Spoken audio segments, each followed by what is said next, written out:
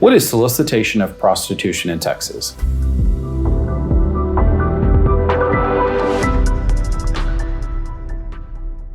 Texas became the first state to make solicitation of prostitution a felony offense. That happened in 2021 in Texas. Prior to that, both prostitution and solicitation of prostitution were Class B misdemeanors. As of 2021, solicitation of prostitution has become a state jail felony in Texas. This means even a first-time allegation exposes the person charged to up to 2 years in state jail and a minimum of 180 days in state jail if you were to do time for the offense. It also carries up to a $10,000 fine. Solicitation of prostitution means offering anything of value for a sexual service. So this could, of course, mean money, but it can be anything else. It could be a purse, it could be a meal. Understand that solicitation of prostitution does not require the actual exchange of the sexual service. In other words, simply having the conversation is enough to be charged with and convicted of solicitation of prostitution. This means that police officers have a number of ways of setting up sting operations. They can do the standard sting operation standing on a street corner, but they can also do sting operations online. If they can point to a conversation where there's an offer of something of value for a sexual service, that's enough for a prosecution. Local police are known for setting up stings or raiding massage parlors. Understand, when a person sets up these meetings or makes an agreement, it doesn't have to be overt. Police officers in this space are savvy. They understand that folks that get on list crawlers may not talk about $150 for an hour of someone's time. Instead,